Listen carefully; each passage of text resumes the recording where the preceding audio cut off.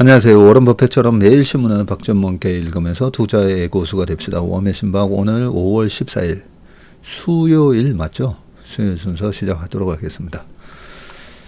어제 저녁 먹은 게 탈이 나가지고요. 예전에 오크밸리에서 10년 전에 골프를 치고 그때도 아주 더웠던 5월이었던 걸로 기억을 하는데요. 동반자들이 끝나고 나서 물회를 먹자 해서 제가 물회 별로 안 좋아해서 그 식당에 가서 나는 물회 말고 칼국수가 있더라고요. 칼국수 먹겠다 했더니 이미 주문했다는 거예요. 그렇게 물회를 먹고 운전해서 오다가 한 2-3시간 딱 지났더니 막 멀미 증상이 속이 계속 미싱미싱 거리면서 그래서 한 3시간 걸려서 서울 도착해서 저희 집 들어가는 아파트 입구에서부터 오바이트 하기 시작해가지고 차 문 열고 막 길거리에다가 죄송합니다 지저분한 얘기를 해서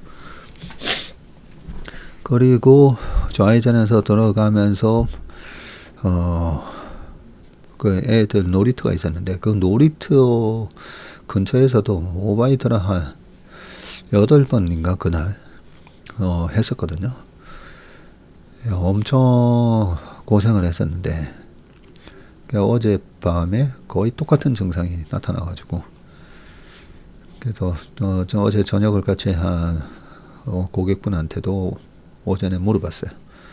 혹시 괜찮으셨냐 했더니 역시나 똑같은 증상이 일어나가지고 며칠 전에 건강검진을 한국 와서 건강검진을 그저께 받으면서 거기서 주는 약을 먹고 거기 그 약의 부작용이 구토나 메스꺼움이 있을 수 있다. 그것 때문에 그 약 부작용인 줄 알았다는 거예요. 그래서 지금도 몸이 약간의 몸살 증상 같은 게 좀 있습니다. 근데 그때도 그러고 나서 하루인가 이틀 정도 지나니까 괜찮아지긴 하더라고요. 그 2시간에서 한 8시간 사이에 일어나는 게 포도상구균에 의한 식중독이 있더라고요. 뭐 살모넬라균 뭐 등등이 있는데 똑같은 증상이 일어났는데 그래서 드시는 거 먹는 거 조심하시기 바라겠습니다. 이제 날이 20도 이상 이렇게 올라올 때는 웬만하면 익힌 거 그죠? 익힌 거 먹는 게 좋은 것 같습니다. 여의도에 있는 그 콘레드 지하에 그래도 호텔의 밑에 있는 식당 이름 얘기하면 또 좀 그러니까 나름대로 그래도 좀 비싼 돈 주고 먹었는데 엄청 고생했네. 자, 댓글 몇 개 보겠습니다. 잠이 보약인 것 같습니다. 네, 하셨고요. 맞습니다. 제가 보니까 우리가 이렇게 또 안 좋은 거 먹어서 속이 안 좋을 때는 속을 비워야 되고 그죠? 잠을 많이 좀 자면 아무래도 우리 몸의 면역 시스템이 작동을 하면서 웬만한 거는 다 고칠 수 있게 되니까 말씀하신 대로 잠이 보약인 것 같습니다. 자, 그리고 오리간에 계시는 우리 원님께서 대표님이 외로이 홀로 외치시다 V자 반등이 미국 시장에 나왔습니다. 했습니다. 주식 본격적으로 시작한 지 7년 차인데 박 대표님 덕분에 아래서 털리지 않아 지금까지 살아남았습니다. 작년부터 말씀대로 주도주 위주로 단순하게 현금 비중 조절만으로도 수익이 지수 대비 2배 이상 나오네요. 아마 지수가 S&P 500일 거다 그죠? 너무 잘하셨습니다. S&P 500을 이기는 펀드 매니저 수가 10%밖에 안 됩니다. 워런 버핏의 말씀처럼 2011년인가 12년에 헤지펀드들하고 내기했는데 그 헤지펀드들 네, S&P 500 수익하고 비교하면 정말 초라한 수익 냈거든요. 그래서 우리 웜의 신박에서도 제가 자주 강조하는 게 뭐 너무 지나친 뭐 테크니컬한 거 그런 거가 중요한 게 아니라 지금 아주 중요한 말씀을 하셨어요. 주도주 위주로 단순하게 네, 그리고 현금 비중 조절 네, 큰 욕심 안 부리고 그죠? 아주 잘하셨습니다. 주도주 공략을 못하다 보니까 자꾸만 잡주하게 되거든요. 요즘도 오늘도 마찬가지고 거의 요즘 2팀, 3팀 신규 고객분들이 오시는데 오실 때마다 제가 항상 해드리는 얘기가 있습니다. 주식 투자하면 좀 주식 투자했다가 혹시나 손해만 뭐 어떡하나 그런 거 걱정하시잖아요. 주변에서 주식으로 망했다는 사람들이 꽤 많으니까. 그래서 제가 주식 투자나 부동산이나 코인이나 다 똑같다고. 그 중에 핵심 우량 주도주 중심으로 포트폴리오를 단순하게 가져가고 대신에 많은 사람들이 와 이거다 할 때 그럴 때는 비싸지니까 거품이 생기니까 네, 그럴 때 자제하고 공포 외생 변수 페드의 금리라든지 트럼프의 관세라든지 코로나 같은 상황처럼 그렇게 외생적 변수에 의해서 이 핵심 우량 자산이 떨어졌을 때 그럴 때 매수하면 터질 수가 없다고. 그래서 지금 저희 고객분이 이제 600분 가까이 됐거든요. 작년 대비해 가지고도 거의 자산이 한 1,500억 더 늘어서 이제는 거의 4천억에 육박하는데 그 소중한 고객 자금을 운용하면서 얼마나 터지면 절대 안 되는데 라는 스트레스를 받잖아요. 그런데 그 핵심 투자 원칙만 지키면 스트레스 없이 행복한 투자를 할 수 있다는 거죠. 그죠? 우리 채슬리 TV 구독자 여러분들, 인턴분들, 우리 가족분들은 한 1년 이상 이제 보셨으면 그죠? 아실 겁니다. 그래서 이렇게 지수 대비 2배 이상 수익이 나왔다라는 댓글을 보고 제가 굉장히 뿌듯했습니다. 미국에서도 생활하시기 힘들잖아요. 그죠? 우리가 한국이든 미국이든 아니면 영국이든 독일, 프랑스, 싱가포르, 중국 많은 분들이 지구 총 곳곳에서 저희 제슬리 TV를 보고 계시는데 이 인플레이션을 해지할 수 있는 지수 대비해서 초과 수익을 넣는 거 네, 이게 정말 힘든 건데 아주 잘 하고 계시는 것 같습니다.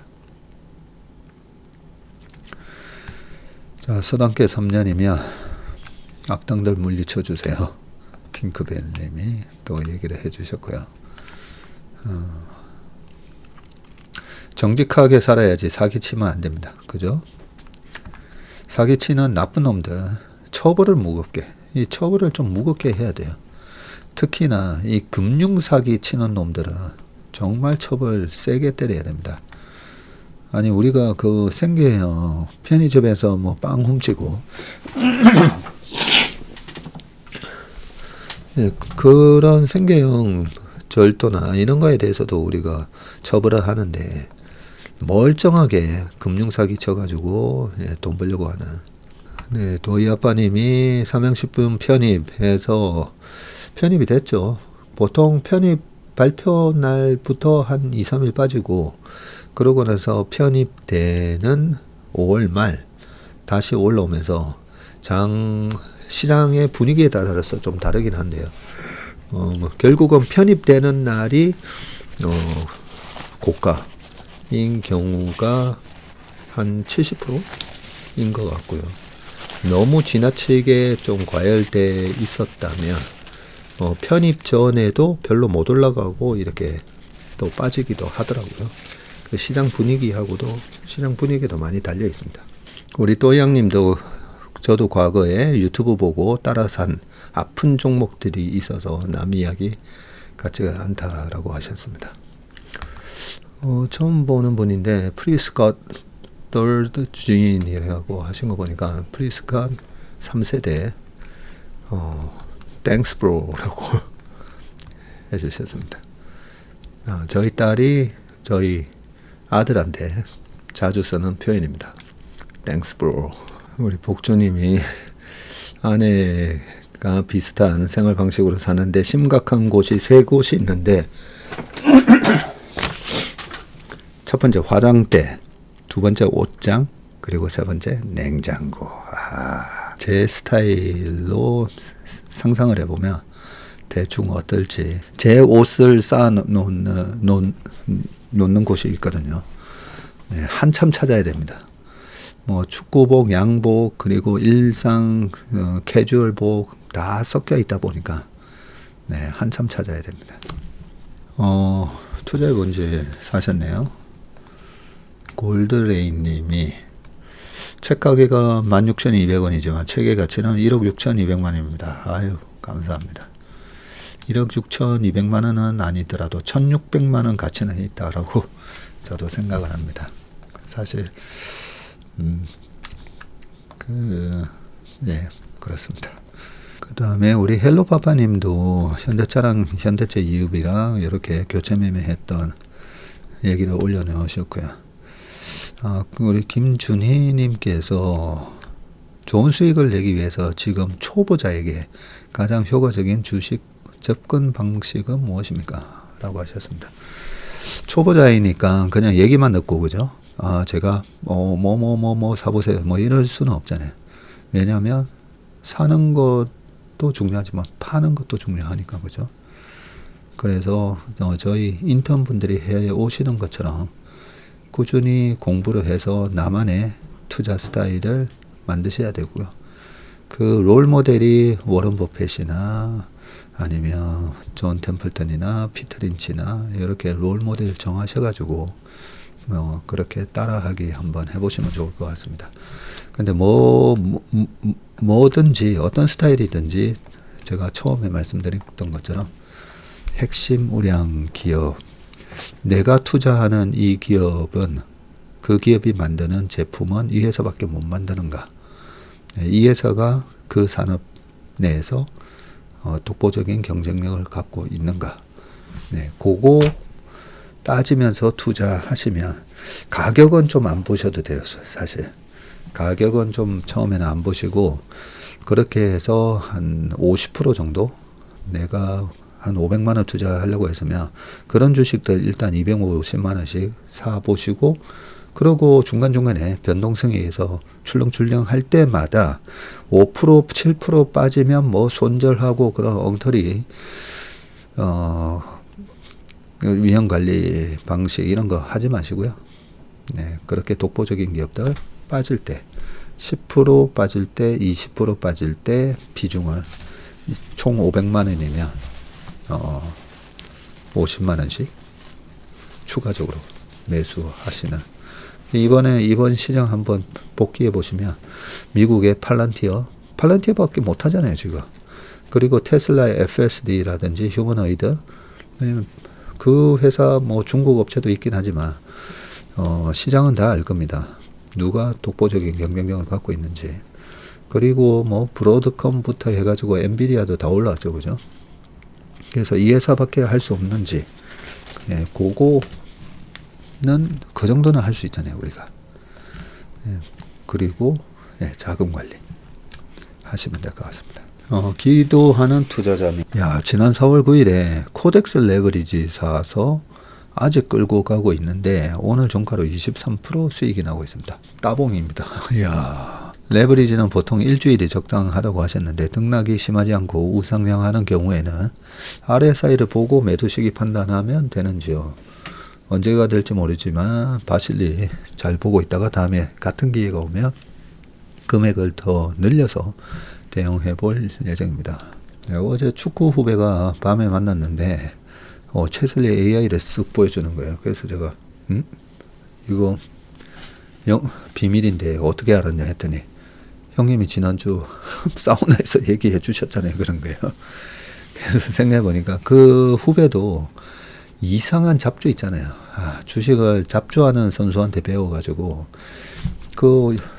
듣도 보도 못했던 무슨 잡주 하나 사가지고 잔뜩 물려있다고 얘기를 하길래 제가 그러지 말고 이 채슬리 AI라고 내가 만들어 놨는데 요거 보다가 그냥 그 후배가 이 배팅력이 되게 좋거든요. 배팅력이 좋아요.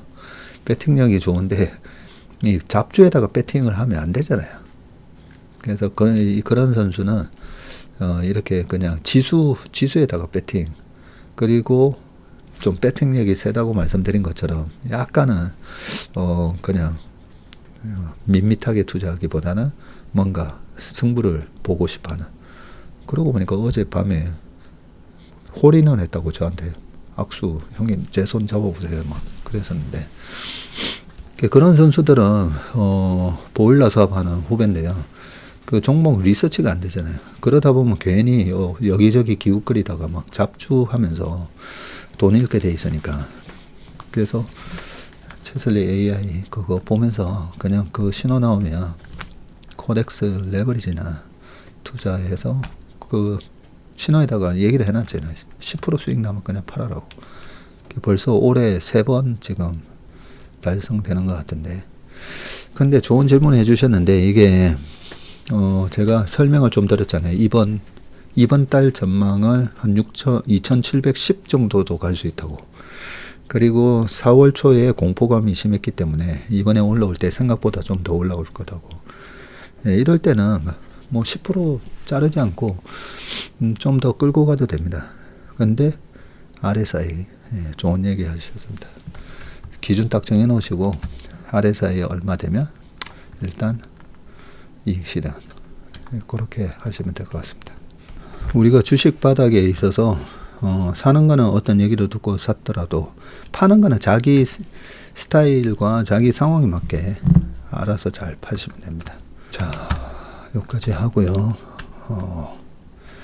또 주식 얘기 좀 하다 보니까 역시나 이 주식쟁이라서 주식 얘기하니까 몸에 약간 열이 올라오면서, 이게 식중독 후유증 중에 하나가 미열이기도 하던데 어쨌든 몸은 약간 회복되는 느낌입니다. 조금 전에 아버지가 늘 하시는 방식대로 이 따뜻한 물에다가 제가 식초를 좀 많이 부어가지고 먹었더니 좀 좋아지는 것 같기도 하고요. 첫 번째 기사를 좀 되어 있습니다. 트럼프 행정부가 미국 제약사가 다른 나라에서 약을 더 비싸게 팔 수 있도록 제약사를 지원하기로 했고요. 한국을 비롯해서 다수의 교역국과의 상호관세 협상에서 약값 정책을 압박하고 나올 가능성이 커졌습니다. 다른 나라가 일부러 불공정하게 자국 약값을 시장 가격보다 낮추고 미국의 가격 급등을 일으키는 관행에 관여하지 않도록 행동을 취하라고 지시하는 행정명령에 서명을 했고요. 행정명령의 골자는 비싸기로 악명 높은 미국의 약값을 다른 선진국 소비자가 지불하는 약값과 평준화하는 것이다. 그러게요. 미국은 의료비가 너무 비싸지 않습니까? 미국 제약사들은 신약 개발에 막대한 비용을 쓰지만 미국에만 약을 비싸게 팔고 외국에서는 싸게 팔다 보니 미국의 신약 개발 비용을 전적으로 부담한다는 게 트럼프 대통령의 인식이고, 따라서 제약사가 다른 나라에서 돈을 더 벌 경우 미국에서는 가격을 낮출 여유가 생긴다는 논리입니다. 트럼프 대통령은 의약품 가격이 59% 인하될 것이라고 밝힌 데 이어서 미국 소비자 약값 부담 인하 정책을 소개하는 백악관 브리핑에서 약값이 59%에서 80%, 90%까지 떨어질 수 있다고 말했고요. 미국은 세계 인구의 4%에 불과하지만 제약사들은 이게 3분의 2 이상을 미국에서 내고 있다.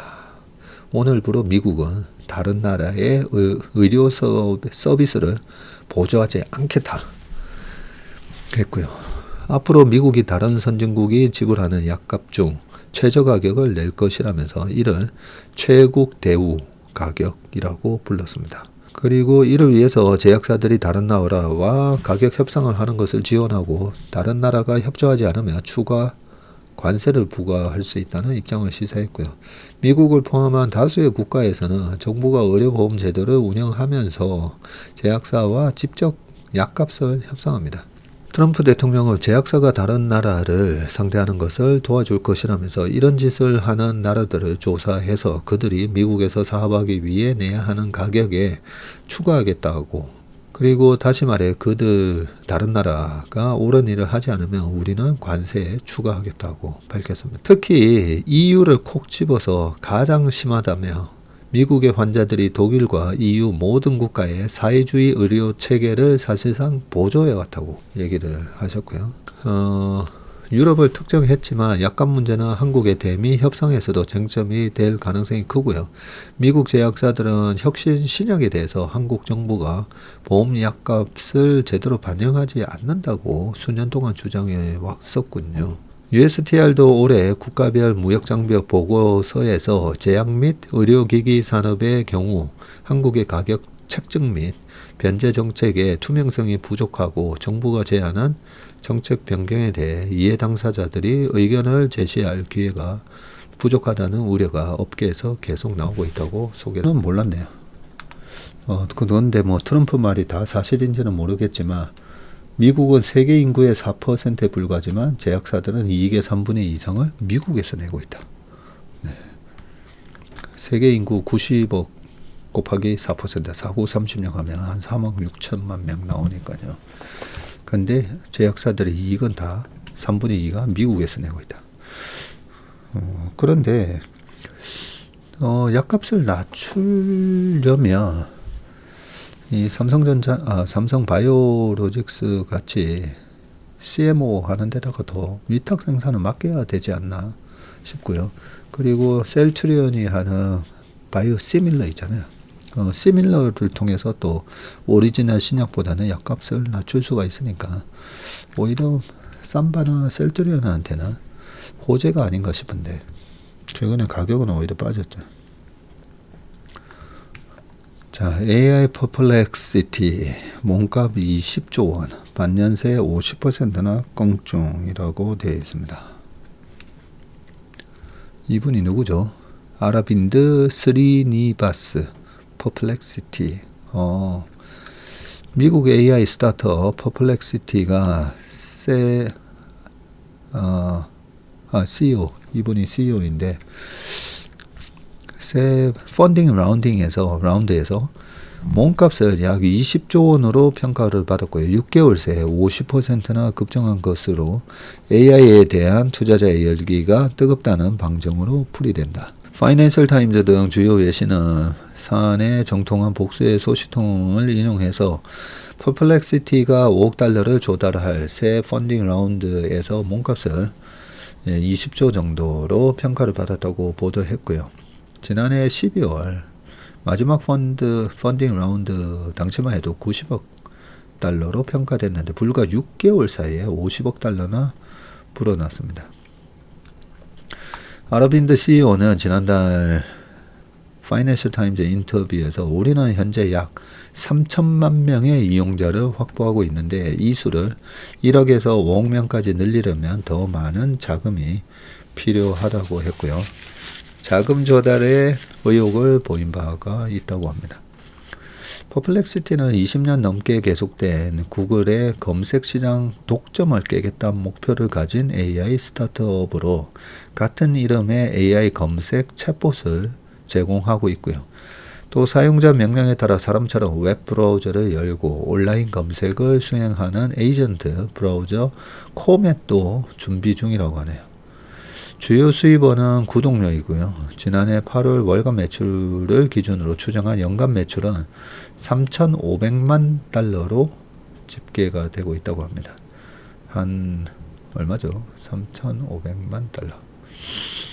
3,500만 달러니까 1,000 더하면 한 350억 정도에서 1,400원이니까 한 500억 밸류. 아닌데. 매출이 500억이네요. 매출이. 그렇죠. 매출이 500억이고 몸값은 아까 140억 달러. 네, 한 20조. TSR이 엄청 높게 나오겠다, 그죠? 매출 대비 시가총액. 검색 전문가들은 구글 같은 전통 검색 엔진의 AI에 대체될 것으로 보고 있고, 애플의 에디큐 서비스 담당 수석 부사장은 최근 오픈 AI, 퍼플렉시티, 엔트로픽 같은 생성형 AI 업체들이 결국 알파벳의 구글 같은 기존 검색 엔진을 대체할 것으로 생각한다. 퍼플렉시티 투자자로는 엔비디아, 소뱅의 비전펀드 2, 그리고 미국의 벤처 캐피탈 회사 뉴 엔터프라이즈 소시에이츠 IBP 등이 있고요. 제프 베이조스 아마존 창업자, 그리고 오픈 AI 공동 창립자인 앙드레이 카르파티 등 기술계 거물들도 이 회사 투자를 했군요. 야, 유튜브만 아니면 사실 구글 같은 회사는 어떻게 보면 거죠? 주식을 여기서는 좀 비중을 줄여야 되겠다는 이런 생각이 들지 않습니까? 그죠? 근데 유튜브가 워낙 사용자들의 눈을, 시간을 계속 뺏고 있다 보니까 약간 애매한 것 같아요. 어쨌든 검색 엔진 시장에서 강력한 경쟁자가 탄생을 했습니다. 자, 그 다음은 공급이 수요를 못 따라가 DDR5 가격 상승에 삼성, SK 하이닉스 훈풍이다 돼 있는데, 자, 고부가 D램 제품으로 주목받는 이 DDR5의 가격이 오르고 있고요. 글로벌 AI 열풍으로 늘어난 수요를 공급이 따라가지 못하고 있어서인데, DDR5 판매 확대에 공을 들이고 있는 전자와 닉스의 수익성 개선이 기대된다. 자, DDR5의 지금 현물 가격, 스팟 가격이라고 하죠. 이 스팟 가격은 3월부터 상승세를 보이기 시작해서 최근에 5달러대 중반 수준까지 올랐고요. 4달러대 중반이었던 1월과 비교해도 20%나 높습니다. 최근 DDR5 가격이 오르는 것은 공급이 수요 증가를 못 따라가고 있는데, 세계적으로 AI 관련 투자가 확대되면서 서버용 중심으로 DDR5 수요가 계속 늘고 있지만, 전자닉스 등 주요 메모리 업체의 공급 능력 확대에는 한계가 있는 것으로 평가가 되고 있습니다. KB증권에 따르면 DDR5 실수요가 가격 상승을 주도하고 있다고 분석하면서 메모리 업체들의 HBM 생산 능력 증가로 DDR5 공급 증가는 제한적인 상황이고요. DDR5 수요 증가와 이에 따른 가격 상승이 당분간 계속될 전망인데, 닉스와 전자의 수익성 개선이 기대가 된다. 두 회사는 DDR4 등 구형 제품 비중을 줄이고 부가가치가 높은 DDR5 등 선단 제품 판매 비중을 늘리는 데 집중하고 있는데, 한국 기업들은 구형 메모리 시장이 중국 업체들의 저가 공세로 치킨 게임 양상이 됐다고 판단해서 사업 중심을 고부가로 전환하는 추세이고요. 중국 메모리 업체 기술력이 빠르게 향상되고는 있지만 선단 시장에서 여전히 한국과 격차가 큰 것으로 평가된다고 하네요. 전자와 닉스 모두 지난 1분기 고부가 제품 중심 전략이 실적 개선에 도움이 된 것으로 보이고, 닉스는 지난 1분기 실적 컨퍼런스 콜에서 D램 ASP와 관련해서 일반 D램 제품의 가격 하락에도 고부가 제품의 판매 확대로 전분기와 동일한 수준을 유지했다고 밝혔습니다. 일각에서는 올해 상반기 미국 관세 정책 우려에 따른 메모리 풀인 선구매 수요 증가가 전자와 닉스의 하반기 실적에 악영향을 미칠 가능성을 제기했는데, 그럼에도 DDR5는 수요 대비 재고가 많이 부족해서 이런 영향이 크지 않을 것이라는 분석이 나오고, DDR5보다는 최근 풀인 수요가 빠르게 늘어난 DDR4의 하반기 수요 감소 가능성이 상대적으로 높다는 평가다. 네, 이런 얘기가 많았죠. 이번에 관세 4월 9일 전에 미리 메모리도 땡겨놓는 선구매 때문에 하반기에는 이미 땡겨놨으니까 판매가 생각보다 덜 나오지 않을까, 이런 얘기를 한 거죠. 이게 땡겨놓는 거, 풀인을 얘기한 거네요. 반도체 업계 관계자는 올해 1, 2분기 DDR 시장 풀인 수요는 DDR4와 같은 범용 제품 비중이 상대적으로 크다면서 고사양 PC 관련 수요도 기대되지만 주로 AI 서버용 중심으로 DDR5 수요 증가세는 하반기에도 계속될 것으로 보인다고 말을 했습니다. 예전 같으면 이 스팟 가격이 이렇게 5달러로 이렇게 20%나 이렇게 올라왔으면 주가도 강하게 반등을 했을 건데, 최근에 트럼프의 이 관세 이슈 때문에 그러면서 좀 못 올라왔다가 최근에 미국 필반 지수 급등하는 거 보면 그죠? 예, 실제로 지금 상황은 좋다는 거죠. 요 앞단의 수요가 굉장히 좋은 상태입니다. 자, 그 다음 기사는 싹 쓸어가자. 이러던 중국인들 확 바뀌었다. 한국 놀러와 돈 쓴 곳을 보니 라고 되어 있거든요. 5월 연휴 마지막 날인 6일 서울 명동거리가 시민을 비롯한 관광객들로 붐비고 있습니다. 중국 노동절 연휴 5월 1일에서 5월 5일 기간 한국을 찾은 중국인 관광객이 늘면서 주요 상권과 유통 채널이 모처럼 활기를 띠었고요. 특히 단체 관광객이 아닌 자유여행 중심의 유입이 늘면서 소비 품목과 결제 방식에도 새로운 변화가 감지됐다. 우리가 다른 나라 여행 갈 때 교통이 불편해서 패키지 여행하는 게 좀 편하잖아요. 근데 우리나라는 생각해보면 서울에 지하철역이 촘촘하게 되어 있다 보니까 굳이 패키지 안 하고 이렇게 개별 관광 자유여행으로도 많이 오는 것 같습니다. 자, 지난 1일에서 5일까지 국내 유통 채널에서의 관광 소비액이 크게 증가했는데, 실제로 명동 일대에서는 알리페이를 통한 외국인 결제 금액이 195% 급증하며 주요 결제 국가 중 하나로 한국이 다시 부상을 했고요. 알리페이는 중국 최대 모바일 결제 수단으로 위챗페이, 유니온페이와 함께 이른바 중국 3대 간편 결제로 분류가 되고 있습니다. 특히 편의점 업계는 이번 연휴 기간 내에 중국인 고객의 주요 소비처로 떠올랐고, GS25의 경우 중국 간편 결제 3사, 알리페이, 위챗페이, 유니온페이를 통한 매출이 전년 동기 대비해서 61.8% 증가했는데, GS25는 외국인 결제 수단 외에도 외화 환전 키오스크, 부가세 즉시 환급 서비스, 실물 없이 모바일 여권으로도 환급이 가능한 시스템 등을 도입하며 외국인 고객을 위한 서비스 기반을 넓혔고, 이에 지난해 GS25의 부가세 환급 이용률은 전년 대비해서 935% 증가한 바 있다.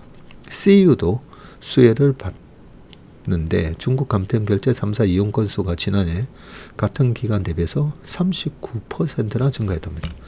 백화점 중에서는 현대백화점의 결제 금액이 87.9% 증가했고 전체 매출도 20.5% 늘어났고요. 중국 관광객들의 소비 트렌드도 바뀌었는데 이게 중요하죠. 예, 분명히 2015년, 16년도 그때랑은 다를 겁니다.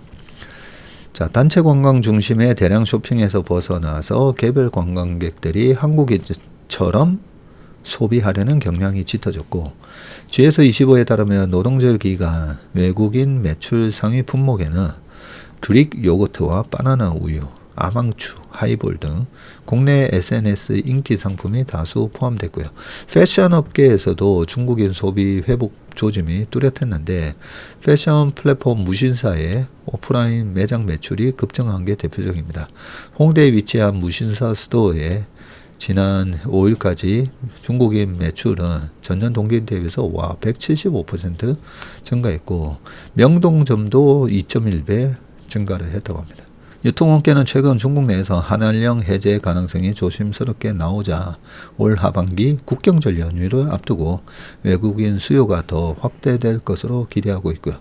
이에 따른 간편 결제 연동 서비스와 외국인 응대, 인력 확충, 맞춤형 프로모션 강화 등 전략적 대응을 추진하고 있다고 합니다. 업계 관계자는 이전처럼 단체 관광객에 의존하기보다 개별 관광객 중심의 다변화된 소비 패턴에 주목할 필요가 있다면서 외국인 대상의 차별화된 서비스와 인프라가 매출로 연결되는 분위기라고 말을 했습니다. 아까 오전에 우리 왕 이사가 클래시스 관련된 실적 발표를 또 꼼꼼하게 분석해서 그 우리 인턴 프로그램에 올려놓을 건데요. 거기도 보니까 23년 1Q에는 80억을 썼으면 한 40억이 성형외과였더라고요. 그런데 지금은 중국 관광객이 들어와서 금액이 배로 늘었는데 오히려 성형외과 쪽은 40억이 아니라 39억 이런 식으로 줄었고요. 대신에 피부과, 네, 피부과 매출이 급증을 했더라고요. 예, 그런 거 보면 확실히 과거하고는 많이 달라졌습니다. 자, 마지막 기사 보겠습니다. 한숨 돌린 관세 우려, 반등하는 미국 테크 ETF. 스캇 벤센트 재무장관이 제네바에서 열린 미중 무역 협상을 마친 뒤에 기자 회견을 하는 모습이, 지난달 가격 부담과 관세 전쟁 우려로 부진했던 미국 주식 ETF가 다시 급등을 했다. 미국과 중국이 예상을 뛰어넘는 관세 인하에 합의하면서 미국 기술주 중심으로 큰 폭의 상승세를 보인 결과인데, 타이거 필반 레버리지입니다. 이거 전일 대비 8.5% 상승한 18,490원 예, 마감을 했고요. 라이즈 테슬라 고정테크 100, 에이스 미국 빅테크 탑 7 플러스 레버리지 등 얼마 올랐다 뭐 이렇게 쭉 돼 있는데, 그 체슬리 AI의 미국 신호도 있잖아요. BOD. 네, 거기 안정형에서 신호가 뜨면 사실 필반 레버리지. 그래서 4월 8일 날 그 이대호 기자가 구해줘 체슬리 하면서 전화 왔을 때 그 영상 보시면 제가 타이거 필반 레버리지라고는 얘기 안 하고, 왜냐면 그 IRP 계좌는 레버리지 안 들어가니까요. 그래서 지금 너무 뭐 바쁘시죠? 뭐 장이 폭락하고 있으니까 마이너스 4.8%인가 뭐 빠지고 있었거든요. 그래서 바쁘시죠 해서, 아니 사실 바쁘지는 않고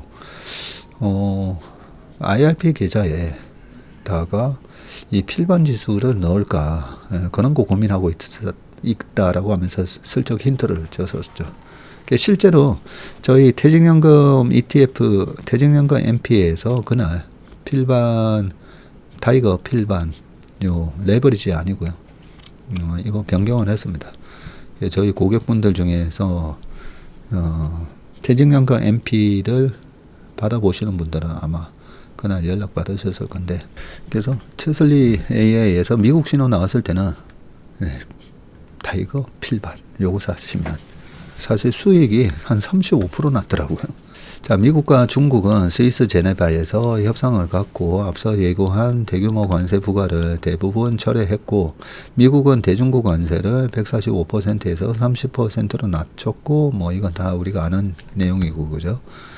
자, 그러면서 미중 협상 결과로 무역 갈등에 민감하게 반응해온 필반 지수가 7% 상승했고, M7도 일찍 상승을 했다. 자, 여기 보시면 올 들어 4월 말까지 국내 상장 ETF 중에서 미국 테크주 대부분 두 자릿수 마이너스를 기록을 했는데, 이 필반 레버리지는 이 기간 45%나 하락했고요. 플러스 미국 테크 탑 10 레버리지 38.79 떨어졌습니다. 그 기타 뭐 38, 31. 그러나 이달 들어 분위기가 반전되기 시작을 했는데, 소울 미국 양자 컴퓨터 탑 10이 18.36으로 올랐고, 필반 레버리지도 17%, 키움 양자 컴퓨팅 13 뭐 등등 올랐고, 소울 미국 AI 전력 인프라 또 미국과 중국의 관세 협상이 예상보다 양호한 결과를 가져오면서 반등세는 이어질 것이라는 예상인데, 특히 향후 추가 상승을 위해서는 미국 경기 침체 가능성과 연준 금리 인하 시점에 시장에 관심이 모을 것이라는 전망인데, 조현주 연구원은 90일 후에 관세 협상에서 불확실성이 남아 있으나 여파는 크지 않을 것으로 보여서 미국 주식의 저점은 점차 높아질 것이라고 하면서 앞으로 투자자들의 관심은 트럼프에서 연준으로 옮겨갈 전망이라고. 제가 웬만하면 레버리지는 하지 마시라고 그러죠. 특히 3배짜리는 절대 하시면 안 되고, 웬만하면 왜 하면 안 되냐면 여기 보세요. 순식간이었어요. 이번에 고점에서 필반 지수가 그냥 지수 자체가 고점 대비 마이너스 43%인가 빠졌거든요. 그러면 고점에서 레버리지 담으신 분들은 손실이 그저 어마어마할 거 아닙니까? 그리고 3배짜리는 아예 그냥 원금 거의 다 날아가는. 그래서 우리가 언제 떨어질지 모르거든요. 모르는데 이번처럼 그렇게 아주 공포가 심한 매수 찬스를 줬을 때, 그럴 때 그런 지표나 이런 거 없이 막 사면 안 됩니다. 그런 거 잘 활용하셔가지고 대응을 하시면 레버리지도 짭짤하게 수익을 낼 수 있다. 그러나 길게 가져가면 안 된다. 아무리 길어도 한 달 이상 가져가시면 안 됩니다. 네, 오늘 모함의 신박은 여기까지 하겠습니다. 오늘 하루 건강한 하루, 식중독 없는 그런 하루 되시길 바라겠습니다. 고맙습니다.